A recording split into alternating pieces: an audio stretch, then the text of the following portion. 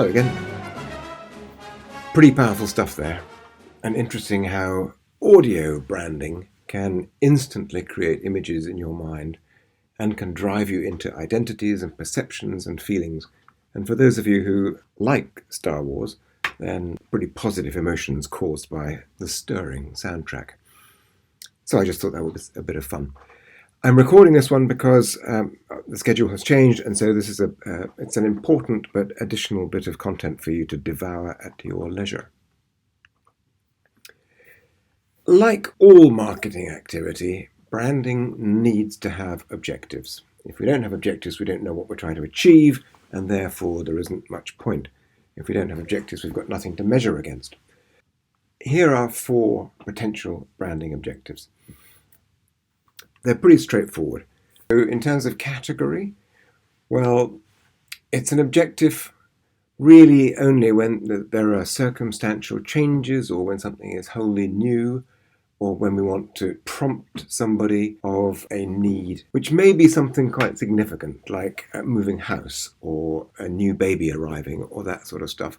That might prompt a whole category need, which may be an objective. I'm going to jump to the bottom, so brand purchase intention, where we're specifically trying to prompt people with a reason to buy now. In other words, it's time-bound. That's always an objective for promotion, but it's rarely an objective for advertising. And the reason I jumped down to was because those middle two, brand awareness and brand attitude, are always, I repeat, always objectives. We will always want to make sure that our target audience recognize our brand, identify it in ways that will make them feel positively disposed towards it, and therefore probably be more interested in purchasing it. And we always want to increase or improve their attitude to the brand, because there always has to be some reason for differentiation, some justification for differentiation, where they will select our brand over our competitors. So we always have awareness and attitude, but the other two are less common. I also want to sort out some language here. This is quite important as we go forward. Brand image versus brand identity. Brand identity is very much what the marketer wants. It is the core essence of the brand and all of the various parameters of that brand. It's typically set out in a document. It is what underpins the strategies for comms and promotions and all the rest of it, even for product.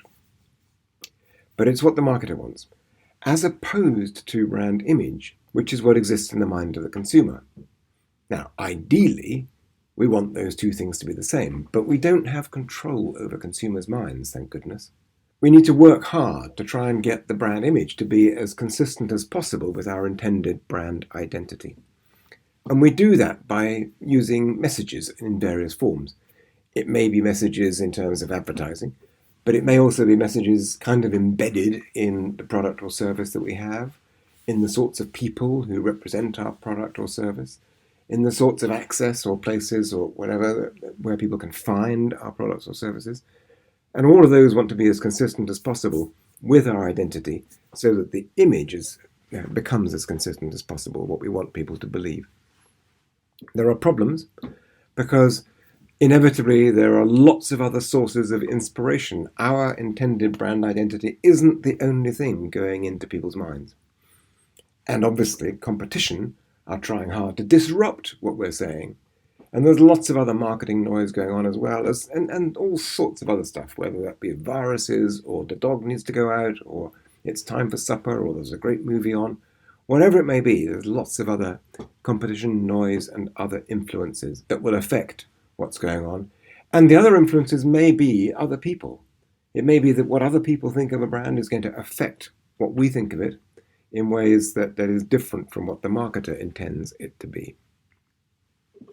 As we've said, brand image really only exists in the consumer's mind, and because we're all individuals, each of us is different, and therefore each individual's perception of the brand is different.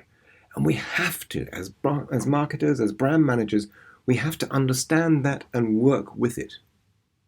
It's the individual sets of representations whether cognitive or affective, that people hold towards a brand. We must acknowledge that each customer is discrete, and we must recognize that that brand image is really fragile. It's incredibly easy to break it. Much easier to have it broken than it is to build it up. Brand identity, as I said, represents the true self, if you like, of the brand.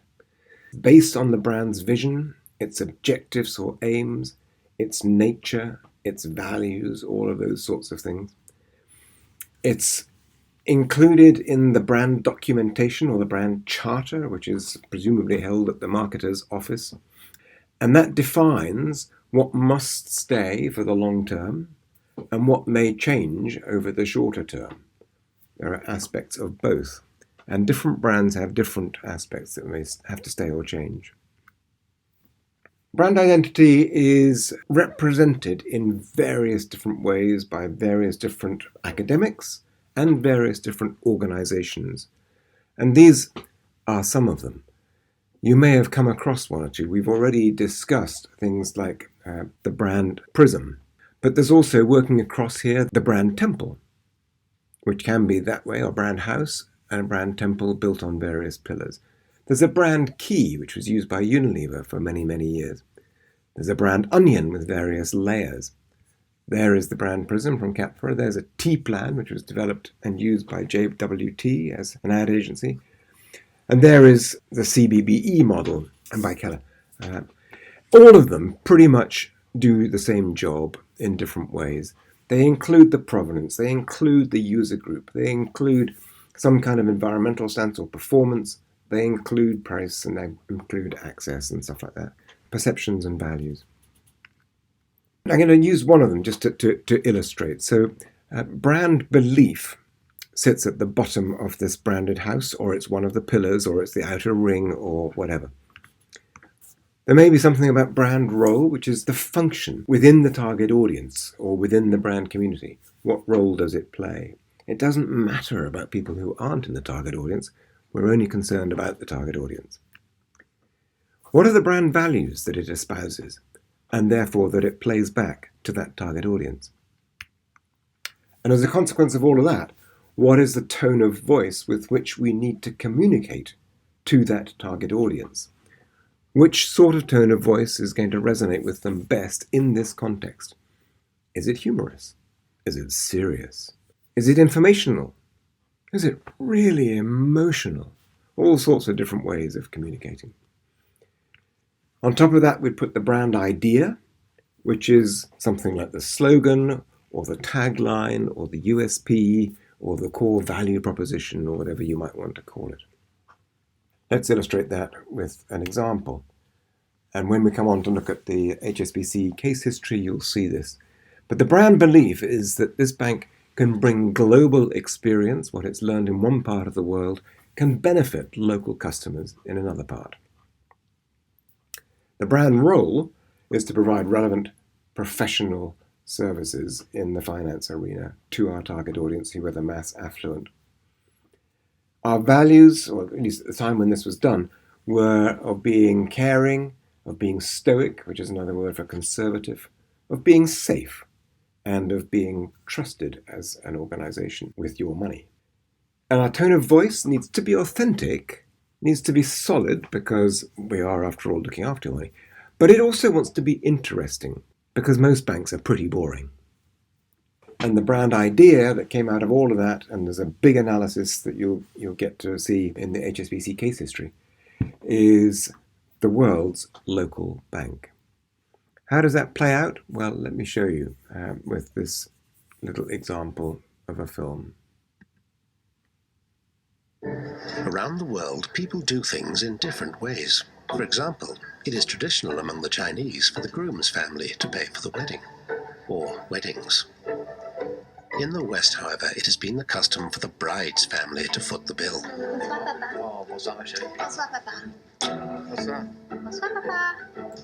Sons, daughters, they're an expensive business, so it helps to know a bank that will help plan your finances, giving you personal advice on loans and investments.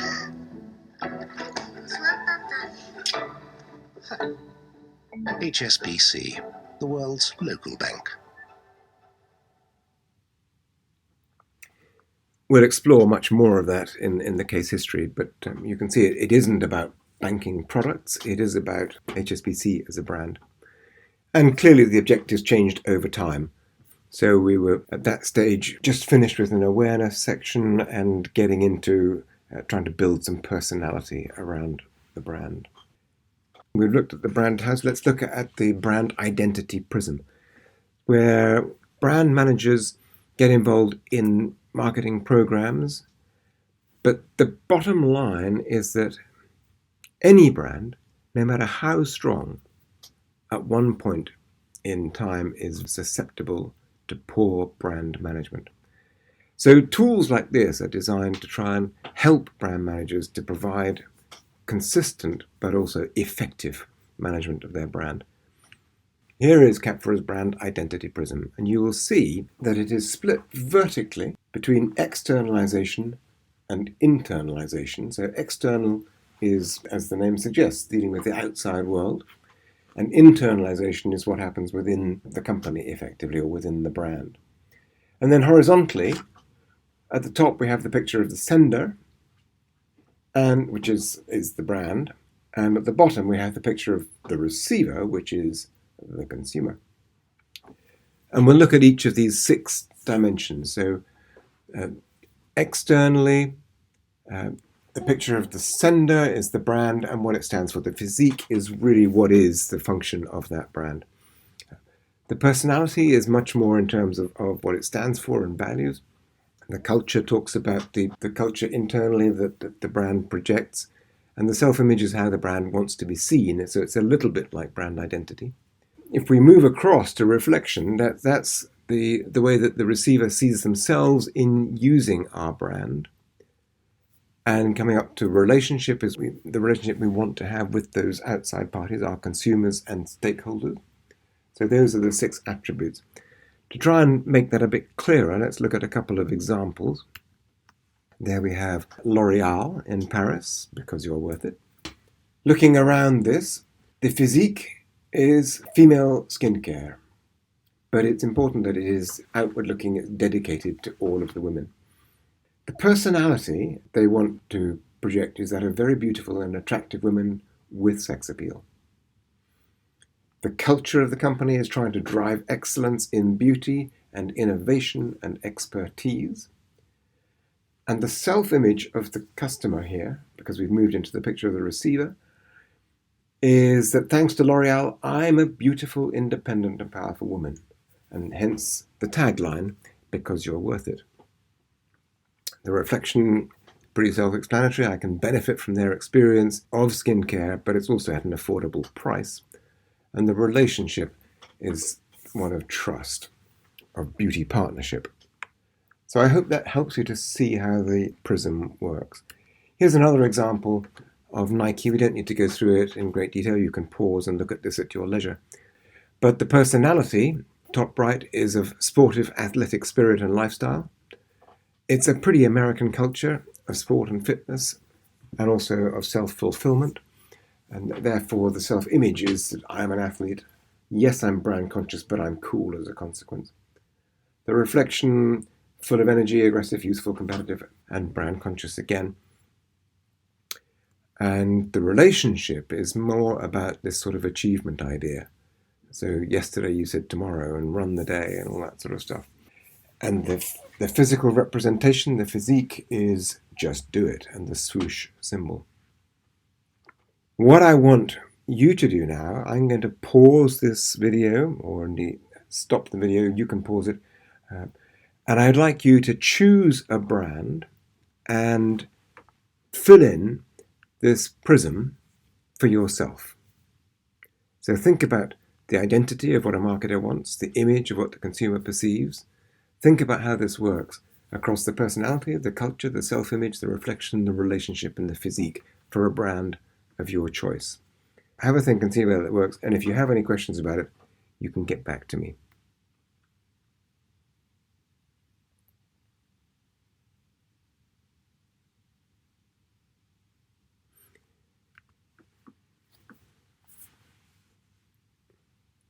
This is another model that we've looked at before. We referenced it yesterday. But this is Keller's brand equity triangle, or the CBBE as it's called, the consumer-based brand equity model, which, as we went through, talks really about these 4 levels. I don't think we need to go through it again. By all means, read more about it. If you Google CBBE model, you'll find lots of stuff. I mentioned right at the start of this that there are 2 objectives which are always there, and they are awareness and attitude. And that's kind of linked to this. Depending on whether we want brand recognition or recall or both, we have different strategic approaches that we might want to bring in. If we're looking at a recognition strategy, here awareness of a brand can lead to a category need. And that influences how we organize our thinking and how we communicate to our target audience. An example of that might be the iPod, the Apple iPod, where awareness of iPods way preceded anybody's idea that they needed digital music. It's quite interesting that it was the iPod and then other brands that stimulated the demand for digital music, and that stimulated a massive market and a disruption of the music industry generally. If we're talking about recall as a strategy, then what happens there is that the category need tends to stimulate recall of a brand in advance of that point of sale, in advance of the time at which people purchase. So an example there may be, I feel like a coffee. Maybe I'll go to Starbucks. So the category need of coffee is what prompts recollection of your favoured brand of coffee outlet. So have a little look at this.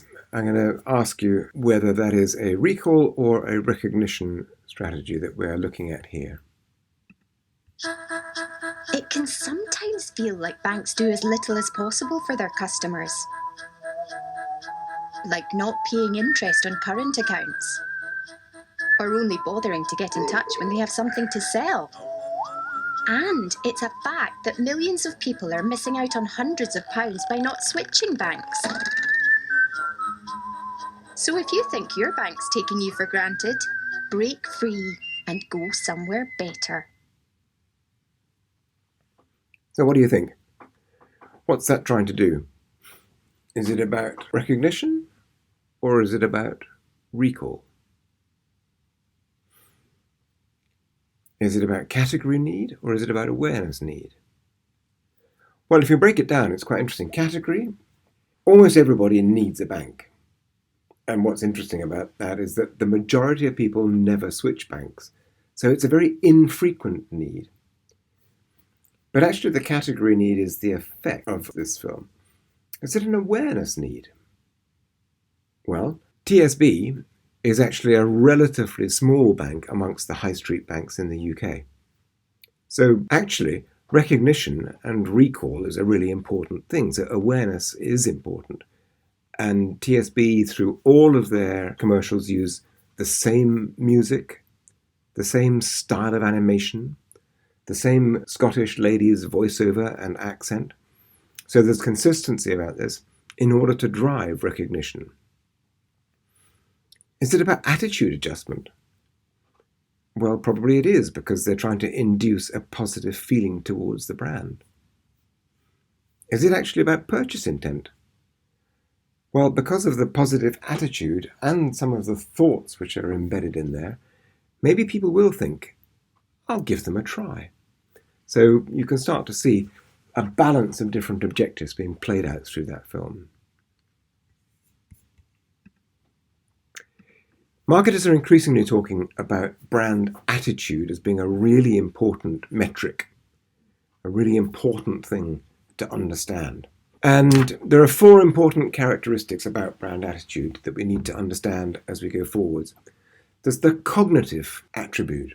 In other words, what the consumer wants now from the brand in a kind of rational sense. There's the affective, that's affective attribute, which is what he or she knows and feels about the brand, which might influence things that are going on. Then there's the belief area that make up or underpin the knowledge and perceptions of the brand. And the last one is a bit more complicated. That's the relativity of brand attitude. In other words, how important are those beliefs compared to other brands and other categories, and indeed other beliefs. So the relative strength of attitude is significant. Let me try and explain that with an example. There's a theoretical idea called the expectancy value model of attitude. And there is a formula which looks a little bit like this. We have A for attitude, we have B for belief, and little a being the importance of that belief or the relativity of the attitude. And the attitude to an object is really the sum of everything that they believe it, multiplied by how important each one of the things they believe is to them. Does that make sense? Maybe if you look at this, you will probably recognize it. In class, I would ask you actually what it is. Do you know what it is? It's a Snickers bar. Okay, but what is it really? Yes, it's a Snickers bar, but actually, is it a chocolate bar? Does it have peanuts? Does it have caramel? So those are all product features, if you like. But does it provide energy? Does it provide satisfaction? Or is it an indulgence? Or perhaps it's a little reward for something you've done well, a self-reward. It can be all of those things. And they're all different forms of belief about this brand. So let's have a look at what that means. Here we've got the results of some research, which shows that if we're working down this table, shows that Snickers, does Snickers have chocolate? Well, the importance of that is very high, 3 out of 3. Whereas the belief is very high, 3 out of 3. You multiply those together and you get the overall attribute benefit, which is 9. People don't think caramel is very important, and actually, strangely for Snickers, they don't believe it's there very much. Peanuts, they don't think is very important. Again, very surprising for a brand like Snickers, but they do think it's important. So we multiply that up and we get to 3. People think that energy is completely unimportant, but they believe there's some of it there. They believe it's relatively cheap and they think that's very important. They believe it's an indulgent and it's important that it's an indulgent, but the belief isn't very strong. Add all that up and we get to a score of 19. Well, whoop-de-woo. What does 19 mean? It doesn't mean anything in isolation. We need to compare it. So, let's compare it against Cadbury chocolate. And here we start to see what's going on. The aggregate score of importance is, for Snickers and Cadbury, equal on chocolate. Caramel, slightly more important for Snickers, so Cadbury's down there and worse on peanuts. Both provide energy, both are inexpensive. But for indulgence, Cadbury is way ahead. So Cadbury gets an overall score of 21.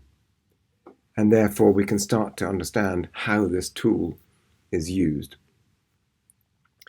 Attitude is of great importance to marketers, and that's why little tools like this are developed. I don't expect you to remember the formula, but what the reason for its importance is important to remember. There are 3 product levels, if you like, with influence over how people perceive a brand. The core product is the real core or benefit of this product or service. It is most likely to be functional, but it can be emotional in terms of how people feel. So to illustrate, a car is a product that takes you from A to B. That's the real core of its benefit. It may be that if you have a Ferrari or something, you feel good about it as well. But the core is that it's a method of transport. A credit card is a method of payment. Again, it may make you feel better that you can buy something you couldn't otherwise afford, but it's really about being a method of payment. A lawyer provides advice, or maybe provides an empty wallet. So illustrations of the core. Embodied product consists of that physical good, but it also adds things, additional things, which aren't fundamental to the core. They may be additional features, they may be new variations, they may be other aspects. Cars, for instance, have very often variations in colour, in format. It may be the soft top version, or it may be the one with a bigger engine, or the go faster stripes, or whatever. Soup may be vegetarian soup, or clear soup, or cold soup, or hot soup. Lawyers may be family lawyers, commercial lawyers, defence lawyers. And the augmented obviously has the core and the embodied in it.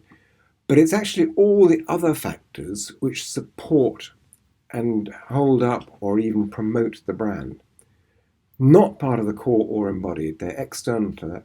So there may be, for instance, things like credit offers on a product or finance offers, or usage training, or how you access the product, all of those sorts of things. So back to our illustrations, cars very often come with a finance package. That's not part of the car, but it helps you to buy. Similarly with warranty and service and all of that sort of stuff. Credit cards often come with additional features like insurance built in, or access to airport lounges. Soup is advertised, or has nice packaging, or preparation instructions, which aren't part of the soup, but they help you to enjoy it. Lawyers have wigs and gowns and relationships and institutions. It's just useful to think of these three product levels, and we can look at them with some examples here, which I hope will play for us. You are my best friend and we've got some things to do. Floor.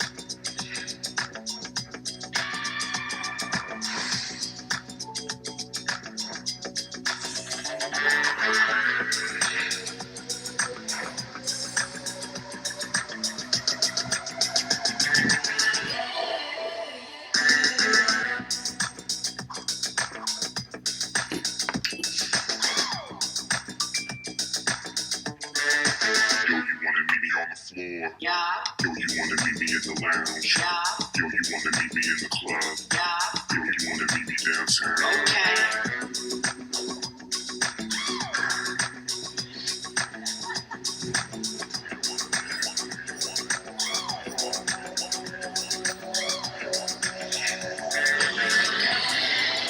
Every time you call on me, I drop what I do. You are my best friend and we've got some things to do. Okay. Pretty clear that that was all about the core product. Lots and lots of features listed that are absolutely core to the product. It didn't give you very much more in terms of either the embodied and certainly none of the augmented. Let's look at this one now, which is the embodied. Det är verkligen härligt med en som kan dansa. Ja, man vill ju inte flytta skåp.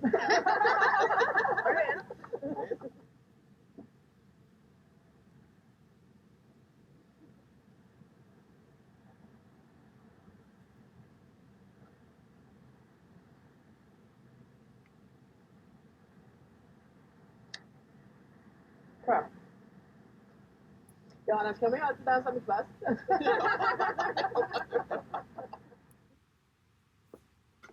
So it didn't tell you very much about the internet service provider, but it did tell you that some of the embodied stuff about it, in other words, faster service, and it was a very clear single-minded message there.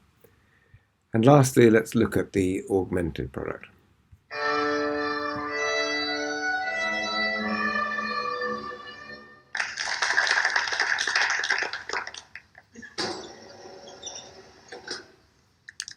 Is this the real life?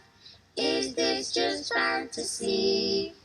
Caught in a landslide, no escape from reality. Open your eyes, look up to the skies and see. I'm just a poor boy, having no sympathy. Anyone love doesn't really matter.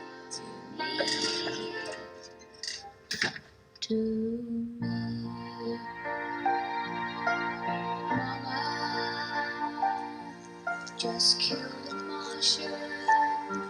Put my legs up to his head.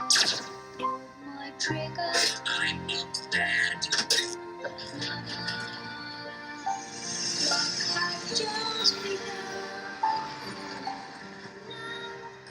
Now God thrown it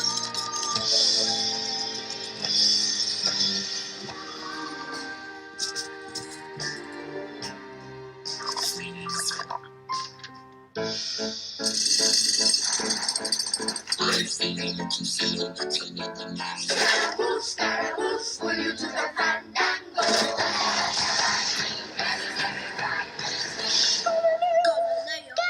Galileo. Magnifico! Easy come, easy go. Will you let me go? Miss Mayhem, no, we will not let you go. Miss Mayhem. No, no, no, no, no, no. He has a little bit of side from me.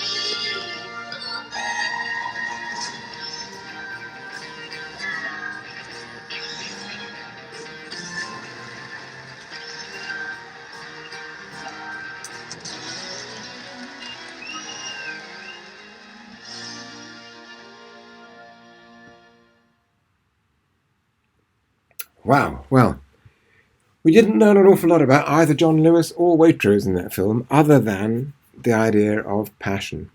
And that's very much the augmented product. So fascinating stuff. When we're looking at brand growth, there are some strategic alternatives that we want to look at. It may be that we just want to grow our existing product or service within a market that we are currently in. And that means involving increased market penetration because we're our present product in our present market.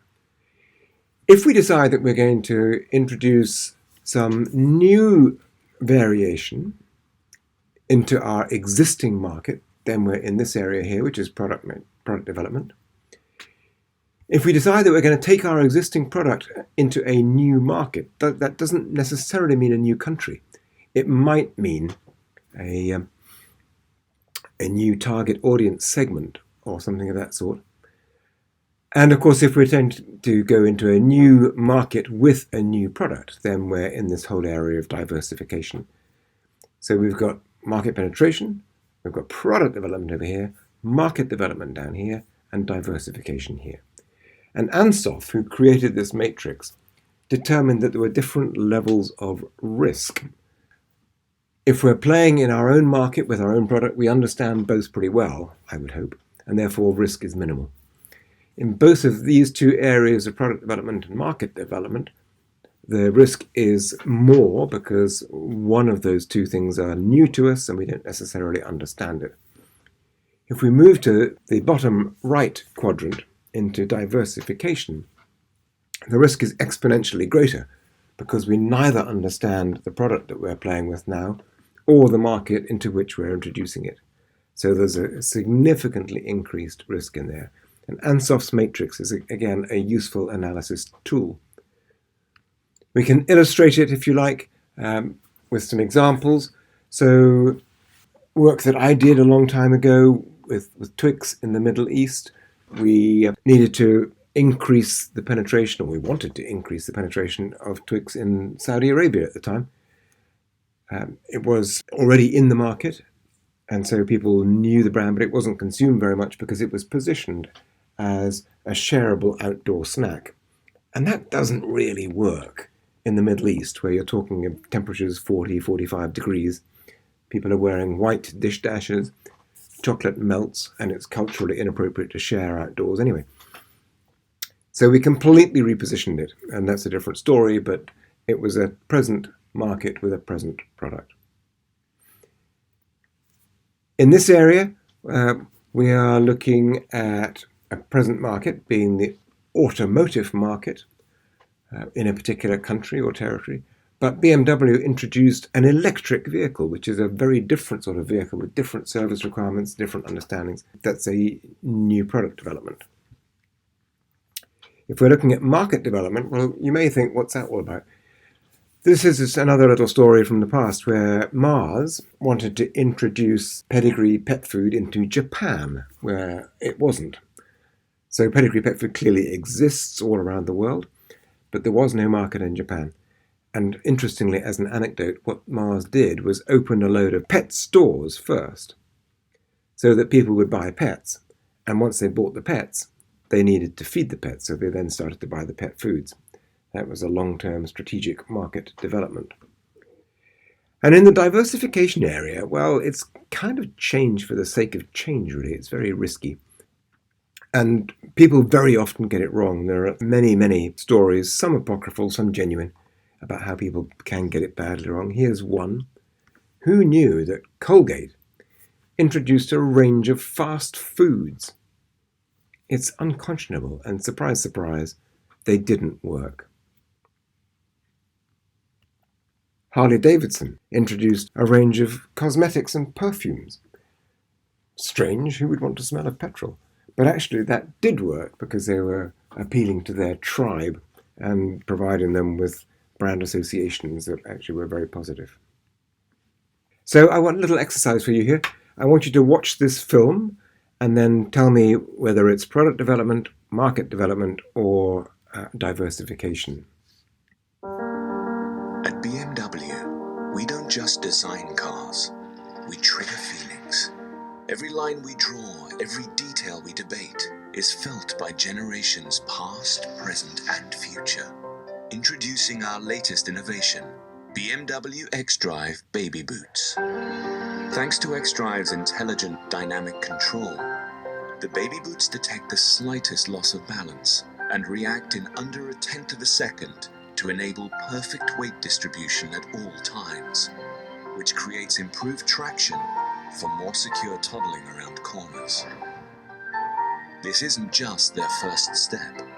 It's the start of adventures, memories, and the confidence to take the road less traveled.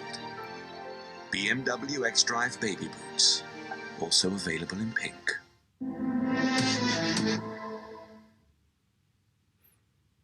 So what do you think? You could argue that many BMW owners either have or will have babies. So maybe that's quite interesting. And you could argue that many new parents either have or will have a BMW. So maybe it's a way of getting folk into the brand. So it could be either product development or market development. Actually, what it was an April Fool. A couple of years ago, on April the 1st, BMW released that film. And yes, it was an April Fool because, of course, they haven't made BMW baby boots. But it was a really interesting exercise in that it was a way of getting people into the brand and talking about their sorts of values of caring and performance using a different language. Amusing. I'm going to pause this here for a little while and we'll come back with a second version in just a moment.